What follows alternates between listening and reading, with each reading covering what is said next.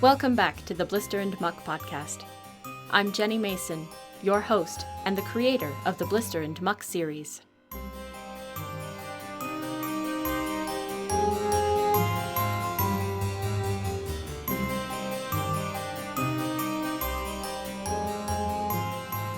Last week, we left Blister in a room full of taxidermy animals. This week, we find out if he was scared stiff. As you may recall, that room was located in the Lady Jana's family castle. Talk about an eyesore. Blister thought he was alone in that creepy room, but a pair of blinking eyes interrupted his isolation. Needless to say, he experienced quite a surprise. If he's in great danger, I'm sure he'll improv eyes and escape. But you and I both know that castle is pretty scary. Is it too scary? The last thing I want to do is freak out my dear listeners. Perhaps we could skip ahead in the story and find a happier moment.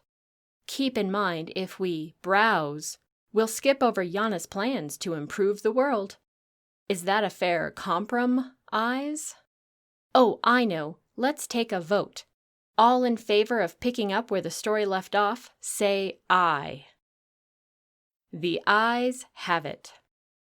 Now, before we spy on all that is about to unfold in that dingy junk castle, you should know that in the 1800s, Charles Darwin spent a great deal of time thinking about eyes. If Charles Darwin is not someone you've heard of, he was a British scientist and naturalist who formed a very radical idea about life on Earth and where it all came from. Popular religious beliefs at the time dictated that a supreme power, or God, created all life on Earth some 6,000 years in the past. Once a creature was created, its looks and behaviors were fixed for all time. It would never change. It was set in stone, so to speak. However, new fields of science like archaeology and natural history had amassed piles of evidence which contradicted the religious belief. Ancient fossils and skeletons revealed that species changed, and they even went extinct. After spending decades studying beetles, barnacles, fossils, and finches, Darwin theorized that as an environment changed, the creatures living in it might also change in order to better survive in the new conditions. That is, creatures could evolve. Many, many decades later, the cutting-edge sciences of biology and genetics would support Darwin's theory. Scientists discovered genes, or special protein packages, carried assembly instructions for every living thing. Mutations, or changes in those instructions, altered how some organisms looked or behaved. If the changes made the organism more skillful in its environment, then it was better able to survive and pass on its genes to the next generation. But Darwin did not have genetics to help explain his theory in the 1800s. As a result, many people thought his idea was absurd. To be fair, people reacted the same way when Nicholas Copernicus shared his theory that the Earth moved around the sun. Ludicrous, people complained, because every morning and evening you could plainly see the sun rise or set around the Earth. Seeing is believing, isn't it? Even so, belief can be blinding. Believing the Earth to be at the center of all things caused many astronomers to ignore the overwhelming evidence that Earth and the other planets revolved around a brilliant star. Believing nature to be fixed caused many researchers to disregard the fossil evidence showing that the sea creatures we call whales started off 60 million years ago as land-roaming hyenas. Hard to imagine, right? But that's how natural selection works in evolution. Little changes over millions of years eventually lead to massive alterations. Charles Darwin knew people would struggle to grasp that part of his theory, which is why he spent so much time thinking about eyes. In fact, in the book Darwin published to explain his theory, he devoted an entire chapter to eyes. How could light-sensitive nerves on an organism's head ever turn into a complex eyeball that focuses, perceives colors, and minutely distinguishes one thing from another? I mean, that process would take forever. To which Darwin would say, it takes forever, and we're dealing in quantities of time that stretch farther than forever. The trick, Darwin explains, is not to just imagine one eye, but rather millions of eyes, because at any given moment, there can be millions of organisms. And it's never just one change that catapults us from a light-sensitive nerve to suddenly an eyeball. It's millions of small changes. And it's never just one instant of change, it's millions of instances over millions of years. You're probably thinking, ay, that's really hard to imagine. But that's evolution. It is simultaneously huge and tiny. Make no mistake, it is way more than meets the eye.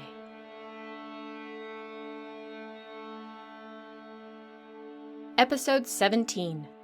Alike Inside.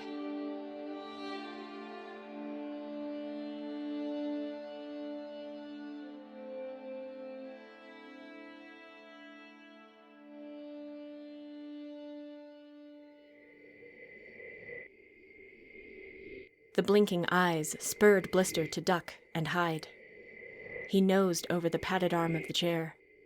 In the doorway of an adjacent room, he saw a quivering, elderly chap, draped in filthy rags. His vein-roped, bony hands curled over his chest like worm-wrapped fish hooks. Wild sails of white hair billowed off his head. His gaze was foggier than the harbor at dawn.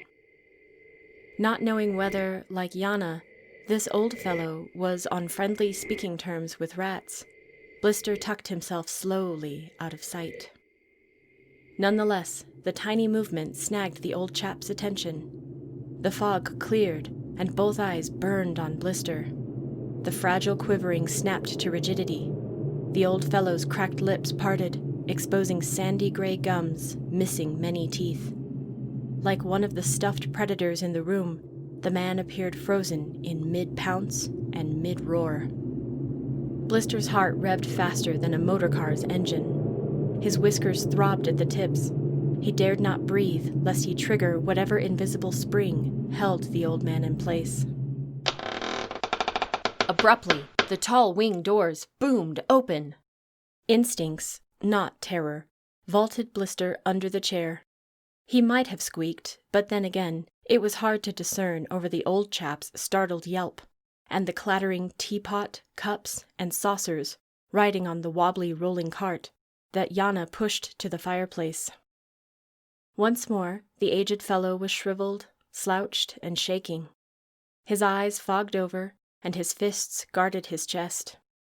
Jana scoffed when she saw him, as if she'd just found a wet stain on the rug.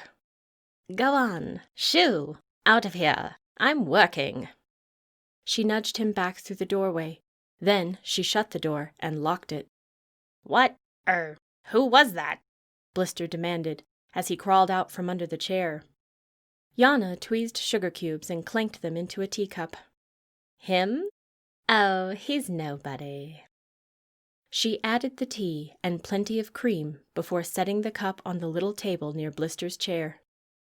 He hopped onto the cushion as Jana fetched several of the diagrams on tripods, some books, and a rolling chalkboard. "Bat, dolphin, man." With a slender pointing stick, Jana tapped each of the skeleton diagrams suspended on tripods. "Strip away the different coverings, and you've got the same basic structure underneath. The same basic template, yes?" Blister studied the matching backbone towers, the empty basket rib cages, and the 5-fingered webs for hands. "Pretty close," he said. "All animals are pretty close. Whales, otters, horses, even rats." Jana paused as she flipped open a large book and stopped on the pages displaying drawings of an octopus, a worm, and a spider. "However, These creatures are not so similar. The octopus has no bones, neither does the worm. The spider wears its skeleton on the outside. We mammals can't have anything in common with these creatures, right? I guess not. Wrong. She snapped the book shut. They may not have bones, but they still have brains. All creatures have intelligence of some kind. Jana tossed the book to the floor as carelessly as she'd pitched her hat. She placed another large diagram in front of Blister. It was covered with colored drawings of animal family clusters. Here, a cluster of all kinds of birds: crows, finches, pigeons, eagles, and so on. There, a cluster of monkeys: gorillas, lemurs, baboons, chimpanzees, and so on. And there, a cluster of canines: beagles, wolves, hounds, pugs, shepherds, and so on. Elsewhere, more and more clusters. Jana proceeded. All animals developed the exact knowledge they needed for the exact environment where they lived. And for a long time, science assumed that animals and their knowledge grouped into separate families. Birds were the only family with all the bird knowledge of flying and nesting. Dogs were another family with all the dog knowledge of barking and begging for table scraps. Monkeys were another family. Fishes were another. You understand? Blister nodded with a very heavy head. He felt a little dizzy between the ears. It was like his head had always been empty, and now it was overpacked. Jana revealed the backside of the diagram, where the animals were arranged in a continuously branching tree. The various clusters branched off a central stem, leading back to a shady smudge. Now we know differently. Now, thanks to Dr. Darwin, we know that all creatures are not disconnected little families. They are, in fact, a single family. The fish is a cousin of the frog, who is a cousin of the dolphin, who is a cousin of man. Over a long time, how these cousins looked and behaved changed to suit where they lived, in the air, in the water, or on land. But what they always had in common was intelligence. Intelligence is the key to survival. Jana swished the pointer through the air like a rapier. The tip pointed squarely at Blister. You know all about intelligent survival. I have seen you in the act. Very, very smart. Oh? Blister meant to agree, but he could not recall doing anything so very smart the day he encountered Jana on the bridge. That is why I chose you to help me. Here's where... Jana stopped suddenly as her voice gurgled. She cleared her throat and began again. Here's where my research... Again she stopped. Excuse me. She coughed while patting her chest. Finally, with her voice back to normal, she said, Here's where my research comes in. Jana yanked over the rolling chalkboard, which rammed the tripods aside. She took up a hunk of chalk and sketched a basic human figure. The chalk made cough-cough and hack-hack noises as she worked. Man lives anywhere, yet changes very little. Instead, man changes the place to suit him. As a result, man assumes he is the smartest creature of all. He thinks he is smarter than bears, because bears do not read books. He thinks he is smarter than worms, because worms do not construct great buildings. Cheetahs don't invent motor cars. Bats do not use light bulbs. Therefore, man thinks he is smart, and all other animals are stupid.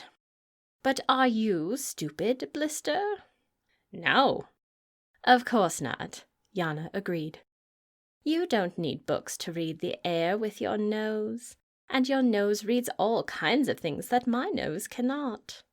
A bat does not need light bulbs to see in the dark. Cheetahs don't need pistons and petrol to run faster than motor cars.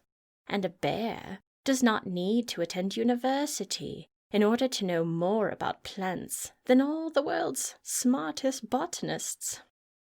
As Jana erased the chalk man's head with her fist, she released a magma-thick chuckle. The chuckle flamed into a cackle as she drew big arrows, arching and leaping into the open space.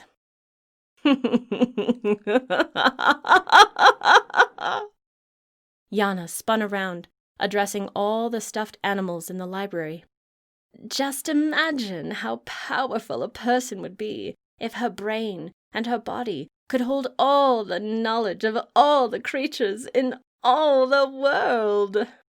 She slid her fingers and the stick of chalk into her hair. Imagine if we could gather all those abilities back into one body. We all began as one original creature. Evolution caused us to split and divide. Each division acquired more knowledge. Now imagine recombining all that knowledge, centralizing it inside one creature. All that intelligence, packed into one mind. Oh, then we would see the rise of supreme beings. The rise of mega-animals. Meganimals! Jana imitated an exploding sound. Her hands dynamited up and out, unraveling her red hair from its tidily twisted bun. Hairpins clattered to the floor. The loose wisps and tendrils flamed around her face. She tossed her head back and hyenaed with laughter.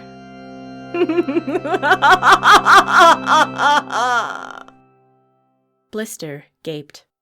The cake in his tummy turned upside down. Gradually, Jana's mirth subsided. She smoothed her hair back into place. "But I digress," she said. "The point, Blister, is that because man thinks he is smart and all other creatures are dumb, man winds up being very cruel to all other animals. He locks them in zoos or parades them at circuses. He makes them pets. He hunts them for sport. I ask you, is that any way to treat our fellow intelligent beings?" Blister shook his head. "Exactly. We've got to put a stop to it, and you're going to help me, aren't you, Blister?" Her enthusiasm leaked through Blister the way too much ink leaked through paper. "Yes!" he cheered. "Excellent. But how?" "By proving that animals have souls. Be they worms or whales, be they bats or rats." Blister scoffed. "Of course we have souls. How could anyone think we don't?" "Souls are the source of dreams, hopes, memories, and imagination," Jana said. "Man assumes that only he dreams, hopes, remembers, and imagines. He does not know other creatures do this because they have no way of showing him. And that's where we come in. We are going to prove that you have dreams and memories. We are going to bring concrete evidence before the scientific community." "But how?" "Leave that to me, dear Blister. Leave that to me."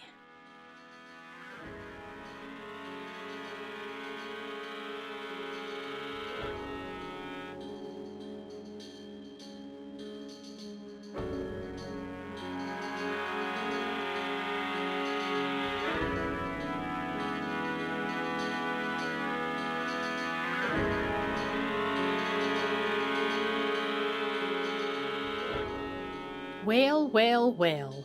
Jana's fascination with animals is fierce. Actually, her obsession is rather conspicuous. But at least it gives her research real porpoise. I suppose Blister was not mistaken in his decision to help her.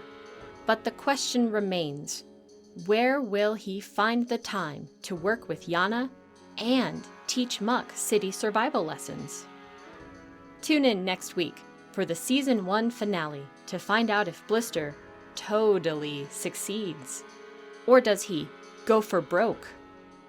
Until then, Stop by blisterandmuck.com to check out fun links to articles and videos about Charles Darwin and the prehistoric hyena that turned into the modern whale. Be sure to click the subscribe button so that you get an email as soon as the season finale releases. You'll also get notifications when Blister and Muck Season 2 launches. We always welcome your emails.